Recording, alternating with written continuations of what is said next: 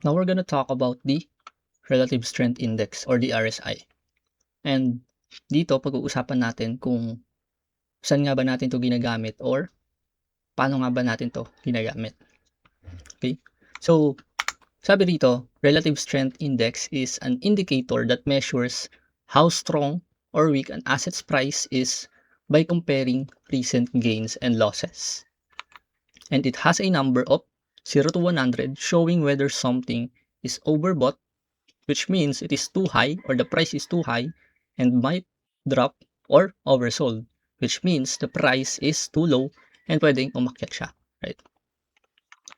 So, ito yung RSI indicator natin, no? So, this is an oscillator, which means it has a number from 0 to 100. So, basically, kapag nandito siya sa pinakamababa, sa 0 to 20, then it just indicates that the price might be too low, 'di ba? Meaning, pwedeng masyado nang mababa yung price and probably tumataas yung chance na umakyat siya, right? And then if nandito naman siya sa taas, 'di ba? It means na oversold na or overbought na yung price, 'di ba? Pag overbought kasi, meaning masyado nang exhausted yung price sa kakaakyat, right? And probably magpahinga siya by going down, right? So, yung RSI kasi, ginagamit natin siya for divergence. And if you are still not used to naked charts, then RSI can help you, or any other oscillators like MACD can help you in identifying this divergence. But ano nga ba yung divergence, di ba?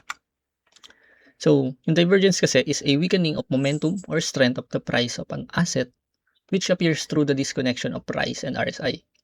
Basically, divergence, hindi na nagtutugma yung price and yung RSI natin or yung indicator natin. So, si divergence, pwedeng yung price structure natin is umaakyat, pero yung indicator natin is bumababa, right? Pababa siya. So, that is the disconnection that we were talking about between the price and the RSI or the MACD. Now, they are used by traders or investors to spot potential trend changes before they happen. Kasi nga, yung divergence is mostly used as an indicator for a trade reversal or a trend reversal. Meaning, if you are seeing a divergence, then there's a possibility na magkaroon ng reversal sa trend, right? But of course, that is not always the case kasi there are times na what happens is that bumabagsak lang siya saglit but nagko-continue na siya, right? So that's why we are not using divergence or RSI alone to trade. And sa divergence, we have the regular and the hidden divergence. Sa regular divergence, it signals a potential trend reversal. So, pag trend reversal, it means na from higher high to higher low and magkakaroon siya ng lower low to lower high. So, nagkakaroon ng reversal sa trend or sa market condition. While si hidden divergence naman, it signals a potential continuation. So, from higher high to higher low, nagko-continue pa rin siya, right? Kumbaga, it becomes our indication for a potential continuation ng trend. So, first naman, sa regular divergence, again, it signals a potential trend reversal, right? So, sa regular divergence, we have the bullish and the bearish divergence. Sa bullish divergence, yung price is, or yung structure ng price, nagke-create ng lower low, right? Nagke-create siya ng lower low. So, ito yung price natin, tapos ito yung RSI natin. So, yung sa bullish divergence, yung price is nagke-create ng lower low na structure, which is ito. And then, yung momentum indicator natin is nagke-create ng higher low, right?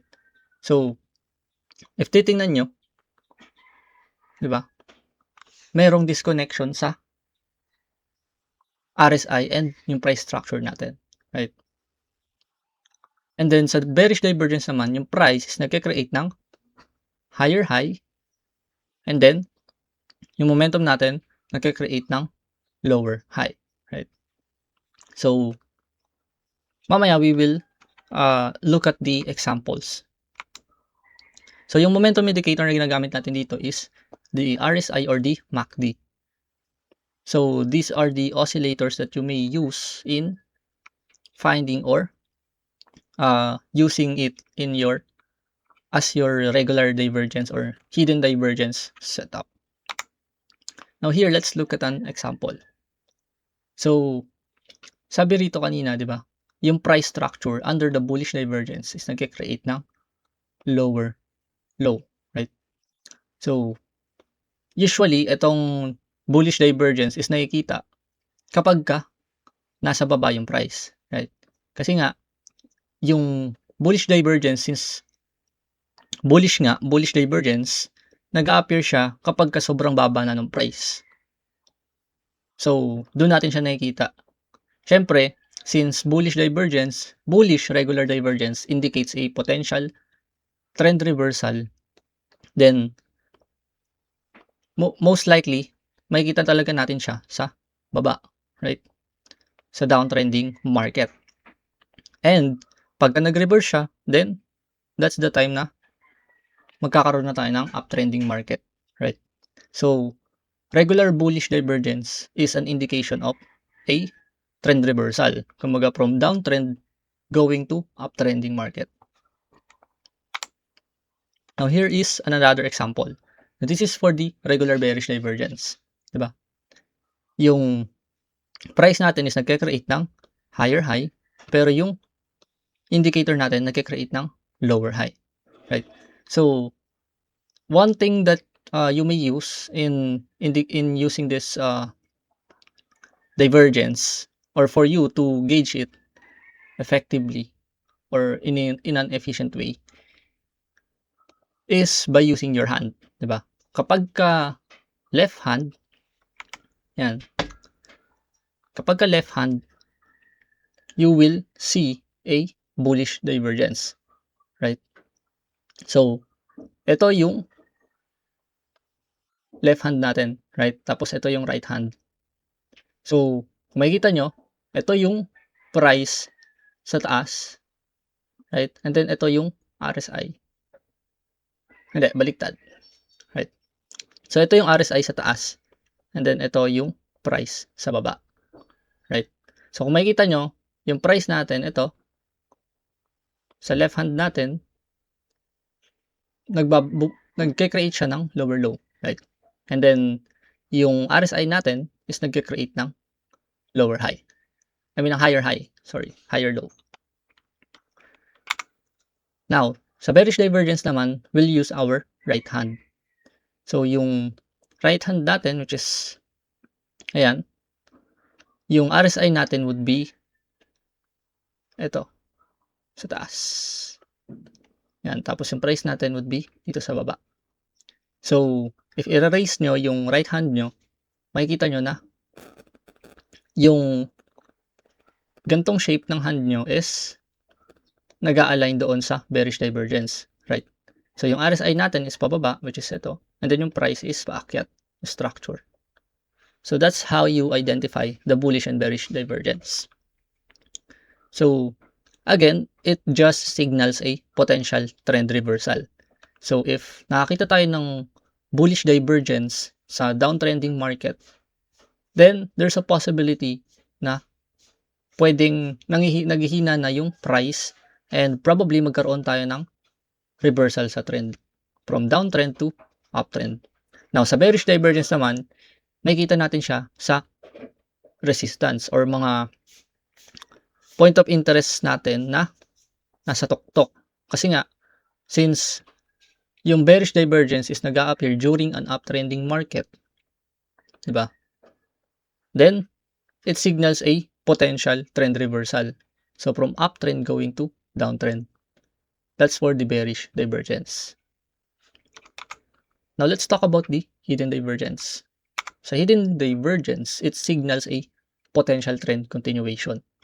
So, kanina, nagre-reverse yung trend natin, right? From higher high to higher low or lower high to lower low. Diba? From uptrend, magiging downtrend. Ngayon, sa hidden divergence naman, potential trend continuation. Meaning, if uptrend yung market, then, pag nakita tayo ng hidden divergence, then, there's a possibility na mag-continue pa siya upside or i-continue niya itong trend na to. Diba? And, you have the hidden bullish divergence and then the hidden bearish divergence. Now, sa hidden bullish divergence, the price makes a lower low and momentum indicator makes a higher low. And then sa hidden bearish divergence, we have the higher high and lower high. And again, yung momentum indicator na ginagamit natin dito was RSI and MACD. Now, here is an example of a hidden bullish divergence. So, as you can see, the price is in an uptrending market, right? We have a series of higher highs and higher lows. Diba? And then, as you can see, bumabagsak yung price, right? But, what we are seeing right now is a structure of higher high ng price, pero yung indicator niya is lower low, right? So, ngayon, merong disconnection sa price structure and sa indicator natin. Diba? So, dito, makikita nyo, okay naman siya, right? Sa taas, yan. Nagkakaroon tayo ng higher high. Diba? Pagdating dito sa taas, hindi natin masasabing bearish divergence siya. Kasi nga, same lang sila rito eh. Right? But, if titingnan nyo, yung structure niya below, diba? Tsaka yung RSI natin, may disconnection na. And, other than that, is intact pa or buo pa yung structure natin. Right? Meron pa rin tayong higher low, higher high, higher low, higher high, and higher low. So, buo pa yung structure natin. The only thing or the only concern is that merong disconnection dito sa indicator natin. Now, if you will look at this chart sa weekly time frame, makikita nyo na nag-continue siya upside. Right? So, ito pala. So, kung makikita nyo, nag-continue siya upside. Right? So, ayun yung sinasabi nating hidden bullish divergence. Kumbaga, it's hidden within a trend. Nagtatago siya within a trend. Kasi nga, it signals a potential trend continuation. So, there's a possibility, again, possibility lang, meaning it is not guaranteed that it will go up or it will continue the trend. No? It's just an indication of a continuation. Next, we have the hidden bearish divergence. Right? So, as you can see, yung price natin is nagsiset ng lower high. Right? Lower high, lower high. And then yung indicator natin is nagsiset ng higher high. Right? So, kung makikita nyo, meron tayong disconnection sa price and sa indicator natin. Pero, yung structure ng price natin is intact pa rin. Meaning, buo pa rin siya. And, ang concern lang natin or ang problem lang natin was the indicator. So, nagkaroon lang tayo ng disconnection between the indicator and the price structure. So, it indicates a hidden bearish divergence, meaning a continuation ng trend. So, as you can see, nag-continue yung trend, right? Which is yung downtrending market. So, yeah, that's it for this video or that's it for this divergence. See you guys in the next video.